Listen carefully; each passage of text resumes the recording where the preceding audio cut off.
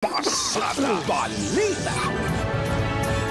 Samantala, sa pagkakataon po ito, mga kabalitaan, kabalitaktakan, tayo po ay pinalad na makakausap si Batangas 2nd District Representative Jervil Jinky Luistro.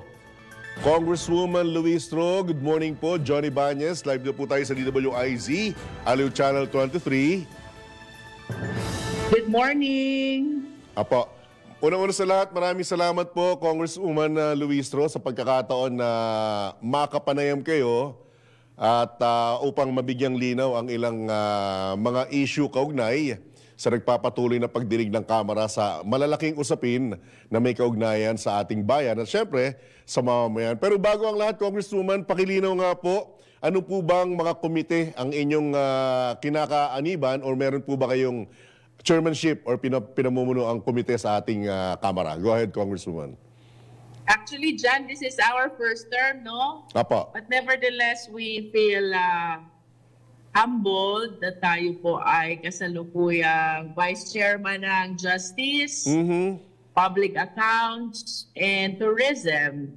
And currently po, tayo po ay isa sa napabilang dito sa Quad Committee na kasalukuyang dumidinig ng 4 na kontrobersya, particular ang dangerous drugs, extrajudicial killing, the acquisition of land by Chinese nationals, and the POGO operations. No?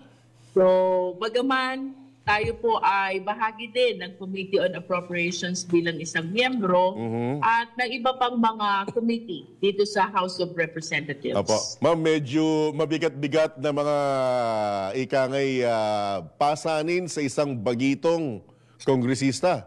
Ma'am, di po ba?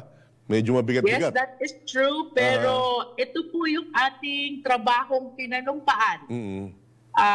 Bukod sa magpasa ng batas, bukod sa maging kinatawan ng ating mga kababayan sa ating distrito, ay bahagi po nito ang makilahok sa inquiry in aid of legislation upang lalo po nating mapabuti ang pagpapasa ng batas, pagre-revista kung mayroong kinakailangan sa pamamagitan po ng inquiry na nasa ilalim ng oversight power ng Kongreso. Apo. Ano na po ang update sa isinasagawang investigasyon ng mga komite kaugnay sa POGO? Medyo natatabunan ng konti dahil sa issue ng DepEd, Congresswoman Luistro. Ano na po ang update natin?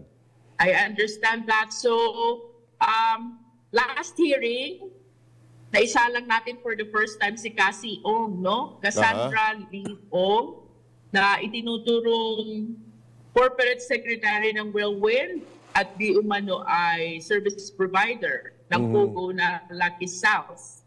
Dito naman sa Lucky South, siya ang authorized representative.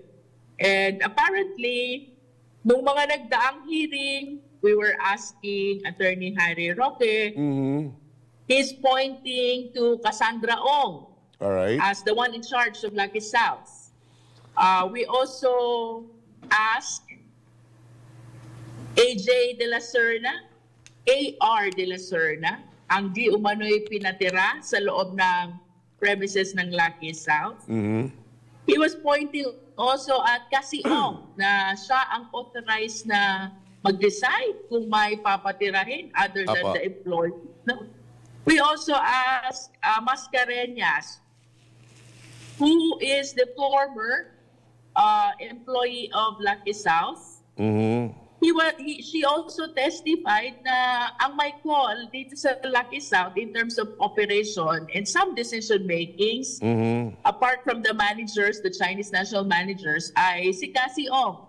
And we also asked Baterna, who used to be an employee also of Lucky South. And she's also pointing at Cassie Ong, no? Na may inopen siyang checking account, pero after niya permahan, binigay niya kay Cassie Ong at si Cassie Ong ang gumamit nito. What is significant dyan, no? Last hearing, nag-commit si Cassie Ong to execute a waiver which will give the Quadcom the authority to look into the information concerning her bank deposits. Apo. No? Kong, Until now, wala pa kaming opisyal na Kong, information whether nasa possession na ba ng Quadcom itong waiver na ito. Because this is very important. Kong Luistro, Kong, with your indulgence, meron pa po ba tayong mga individual or personality na nasa loob mismo ng Kamara na hindi pa muna pansamantalang pinaalis or pinauuwi sa kanilang mga tahanan? Meron pa po ba? Ang naaalala ko ay si Cassandra yata. Jimmy Guban, the one testifying for dangerous drugs and EJK.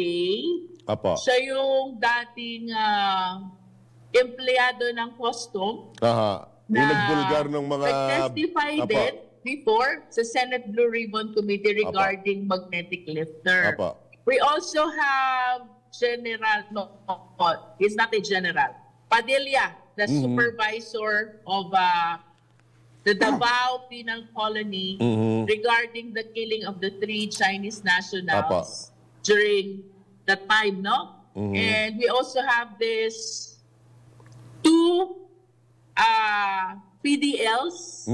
Ito ay mga PDLs ng Baguio Penal Colony, no?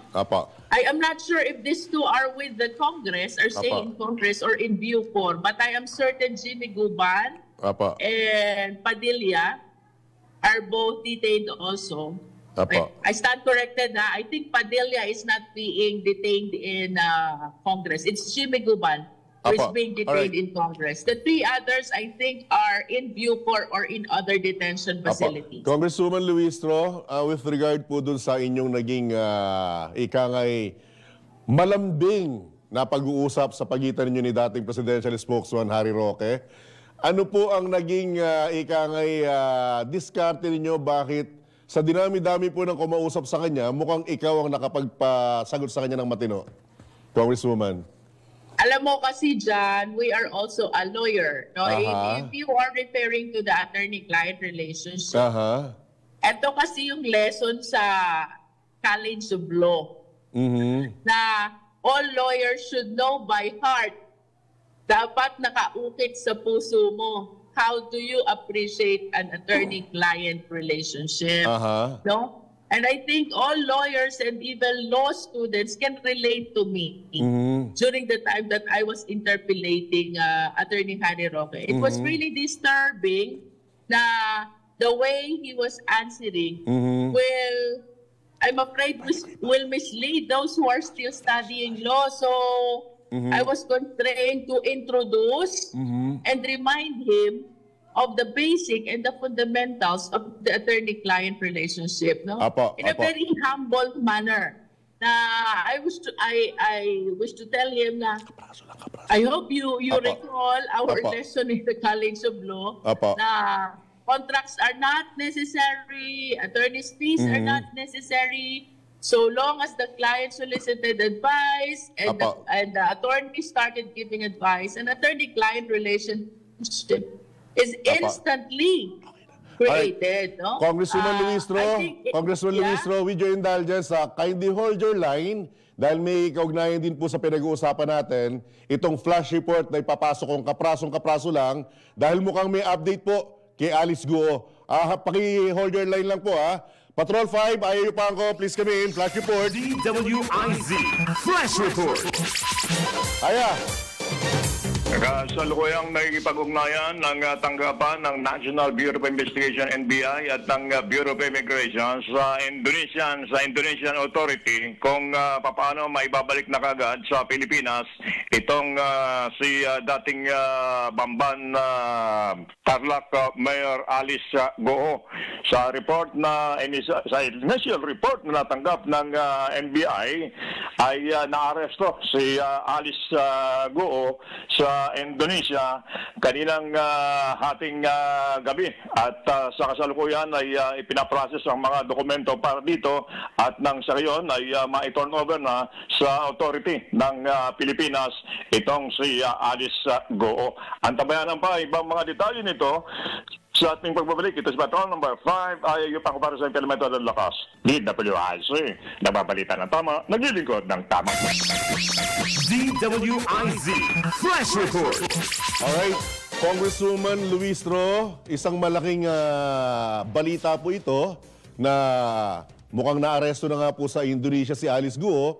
Ano po ang susunod na hakbang at ano po ang epekto nito sa inyong investigasyon sa Kamara?